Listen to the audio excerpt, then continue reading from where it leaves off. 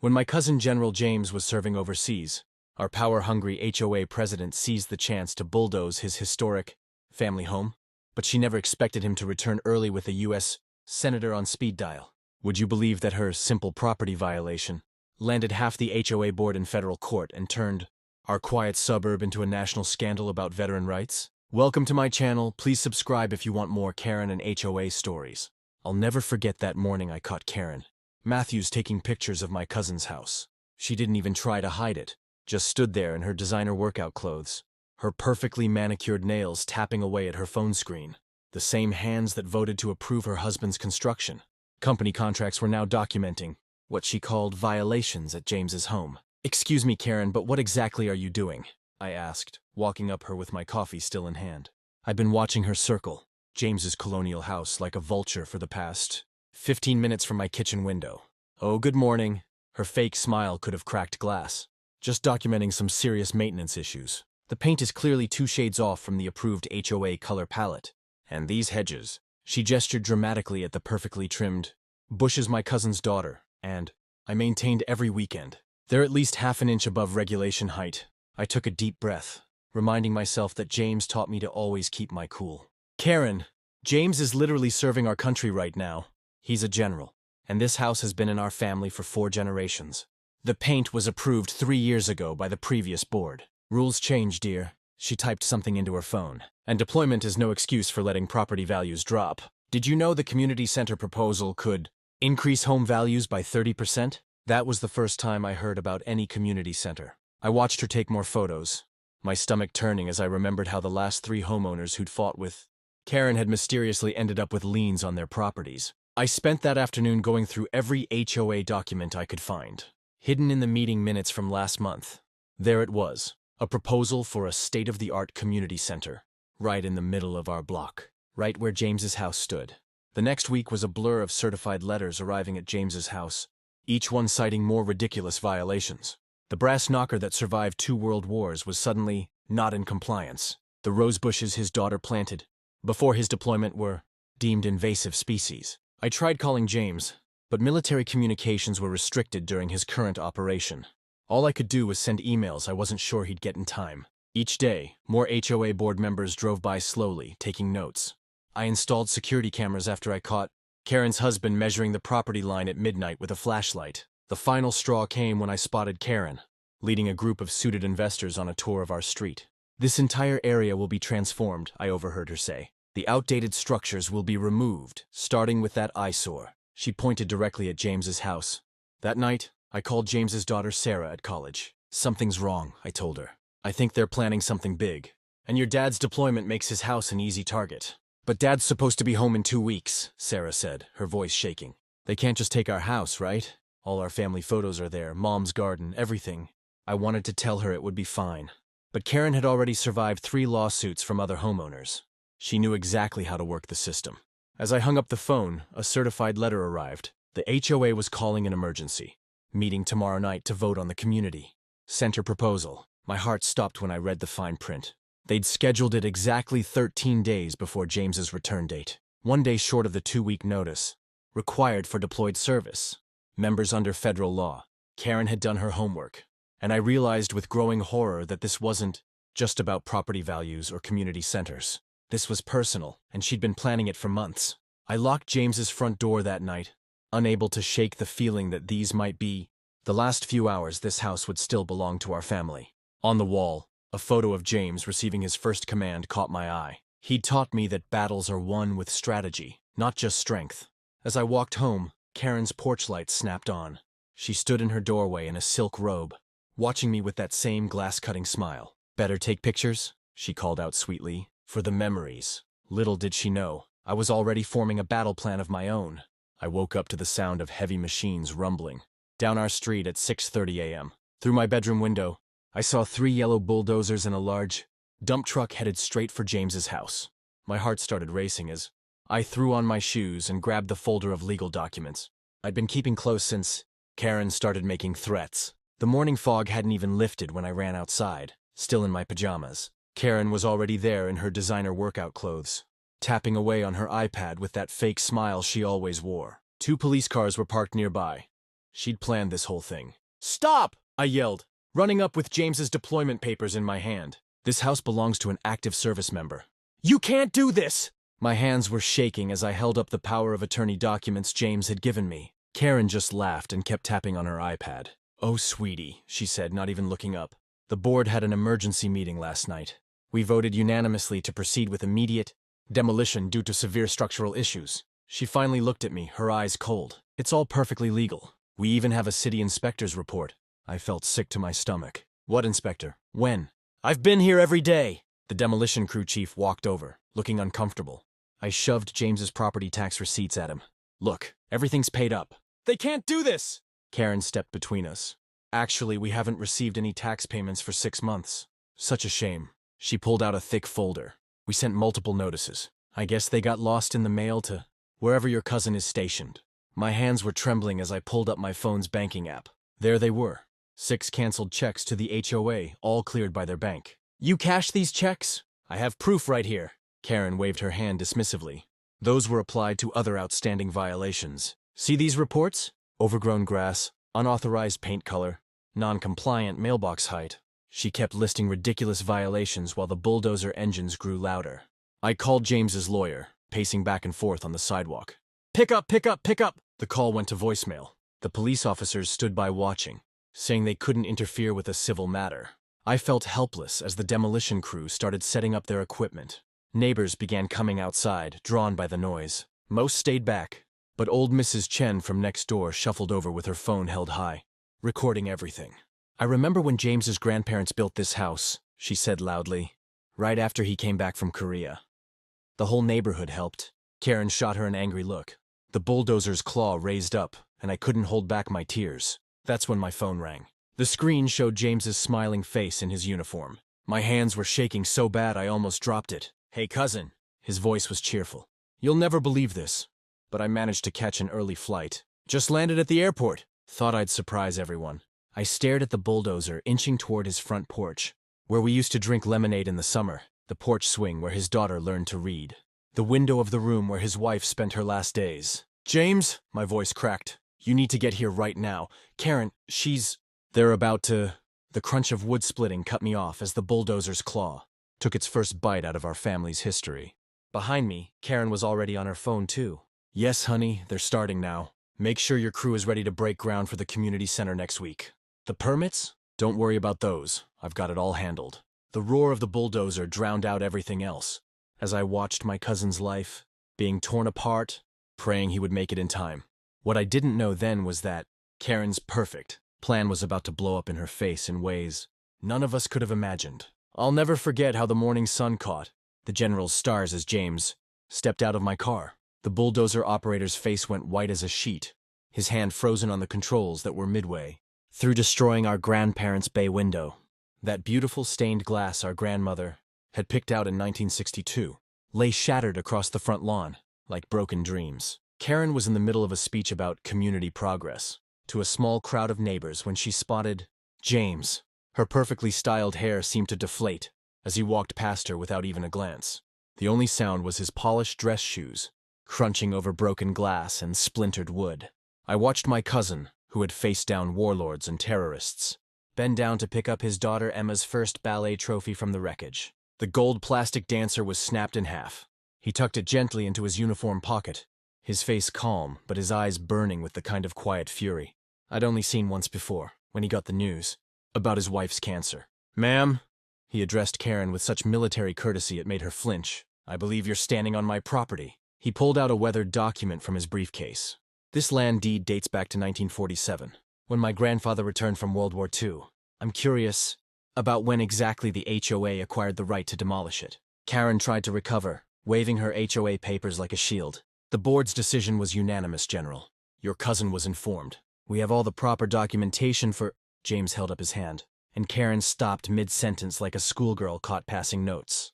He pulled out his phone, pressed a single number on speed dial, and waited. The crowd of neighbors leaned in, not wanting to miss a word. "Bill?" "Yes, it's James. Remember that talk we had about local government overreach?" He paused, looking straight at Karen. "Well, you won't believe what I'm looking at right now. Yes, that property. The one my grandfather willed to me.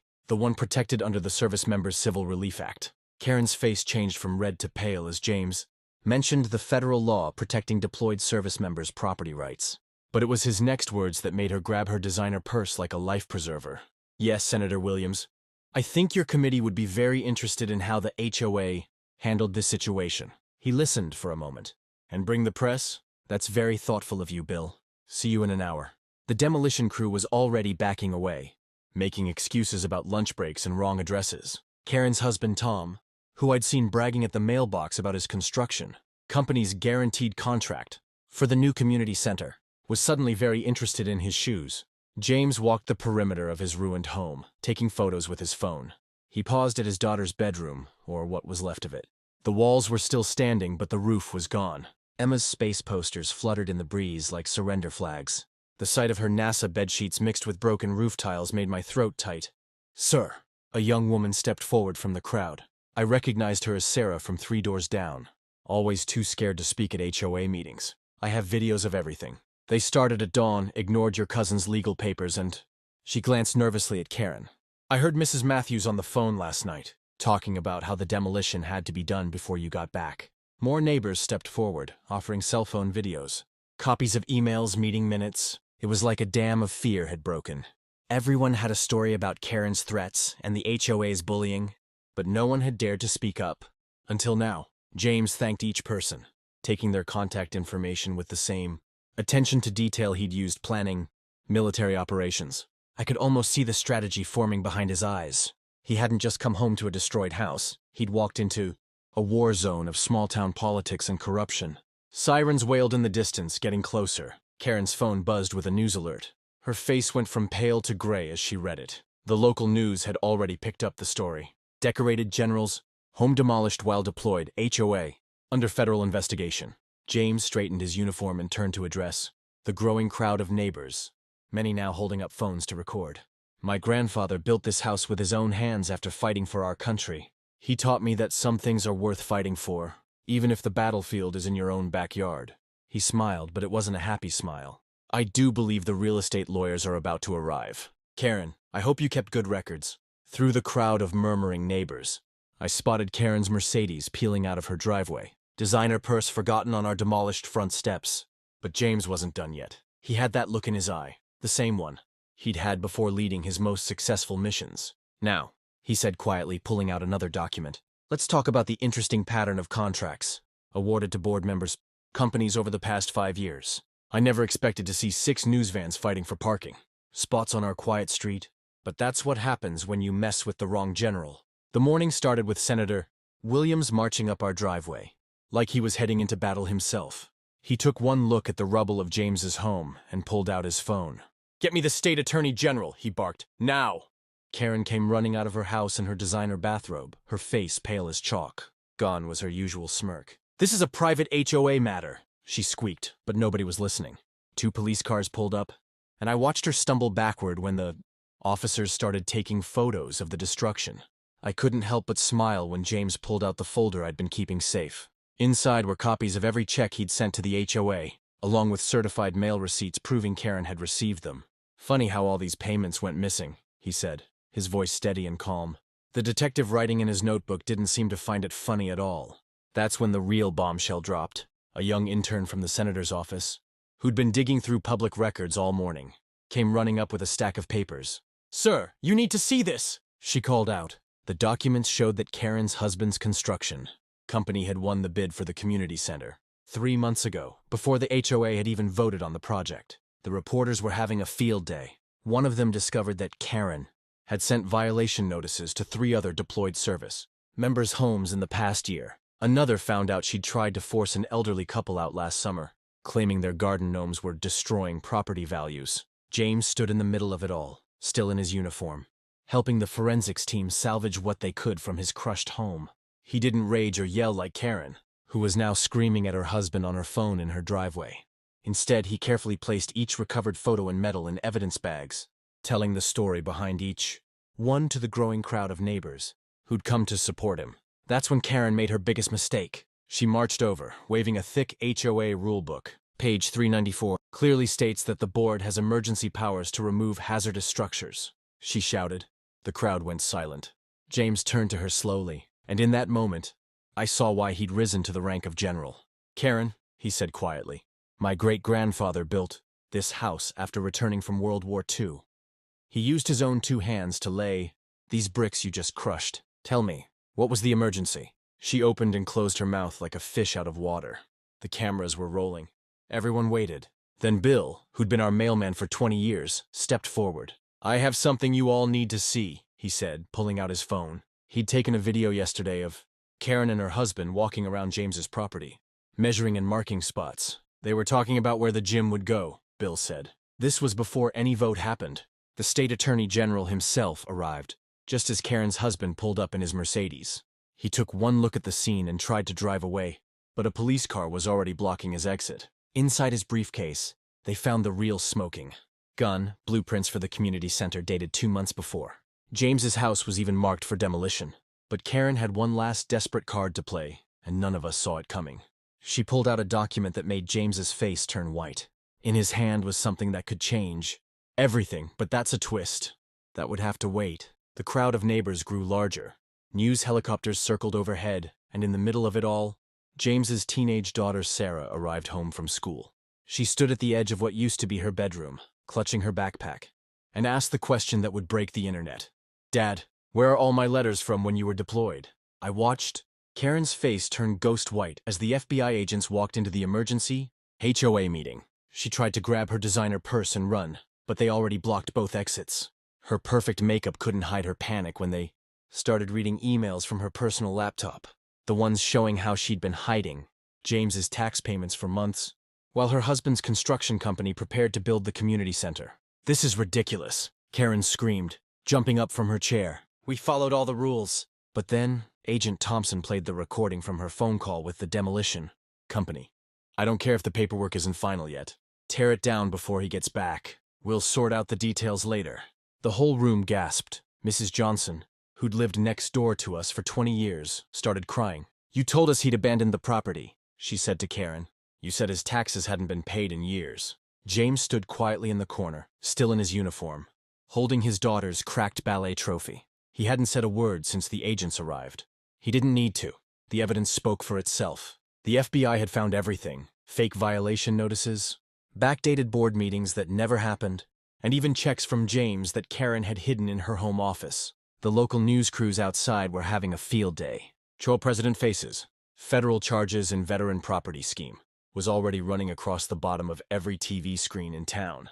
Senator Williams had made sure this story wouldn't get buried. But the biggest shock came when they arrested Karen's husband at his office. Turns out the community center plans included luxury condos that would have made them millions. They'd been planning this for years, targeting homes of deployed service members who couldn't fight back. The next few weeks were a blur of lawyers, reporters, and building inspectors. 7 HOA board members faced criminal charges. Karen and her husband were looking at serious prison time for fraud and violating the Service Members Civil Relief Act. They'd messed with the wrong family. But the real victory wasn't watching Karen being led away in handcuffs, or seeing her house go up for sale when they couldn't afford their fancy lawyers. It was watching our community come together to make things right. Veterans from 3 states showed up with tools and supplies. Local businesses donated materials. Even the mayor came by to help lay the foundation for James's new home. The colonial style Karen hated so much, the Historical Society fast-tracked its protection, along with 6 other veteran-owned properties in our neighborhood.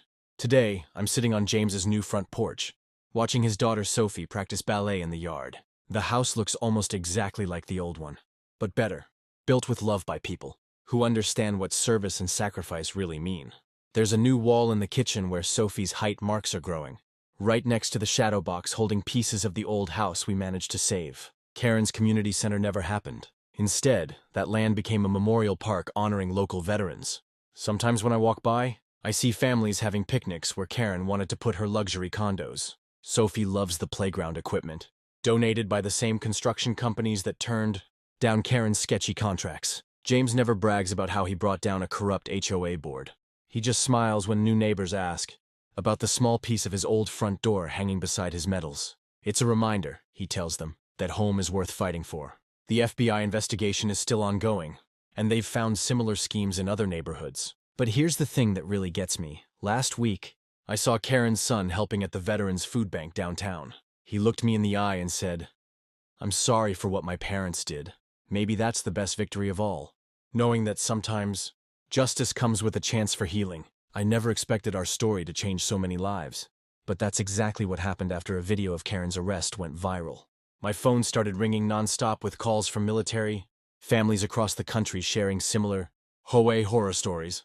James looked at me over his morning coffee and said, "We need to help them all." The news crews might have packed up and left our street, but we were just getting started. With James's military connections and my experience documenting Karen's schemes, we created the Homeowners Defense Alliance. Every week, more veterans joined our cause, sharing their own battles with unfair HOA boards who tried to bully them while they served overseas. Karen's replacement on the HOA board, a retired Marine named Mike, discovered something interesting in the old files. Our neighborhood wasn't the only target. Karen's husband's construction company had been eyeing properties in 3 other military communities. Each time the same pattern: suddenly strict enforcement of minor violations, lost paperwork, and quick demolition votes while homeowners were deployed.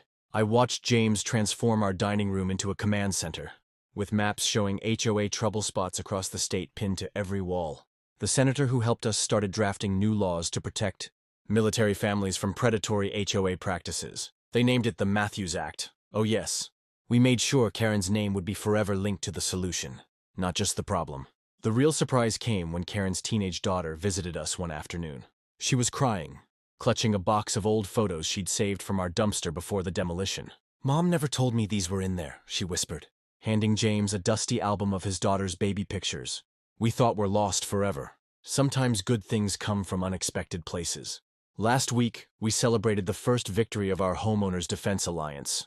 A young Army nurse in Texas called us after her. HOA tried to fine her $100 per day for a flagpole her late father installed before she deployed. James made some calls, I drafted some letters, and suddenly that HOA board wasn't so brave anymore. The flag still flies, and now there's a precedent for others to follow. Remember that community center Karen wanted so badly? The land sits empty now, but not for long. James donated it to create affordable housing for veterans, transitioning back to civilian life. The first families move in next month.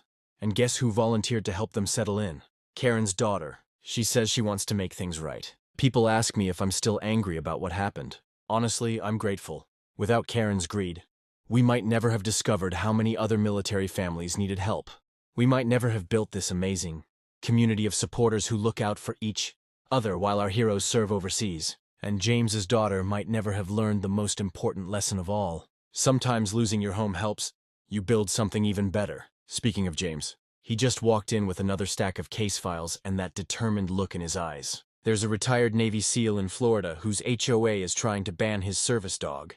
And, well, let's just say Karen taught us exactly what to do about bullies who mess with the wrong veterans. Want to guess how this one ends?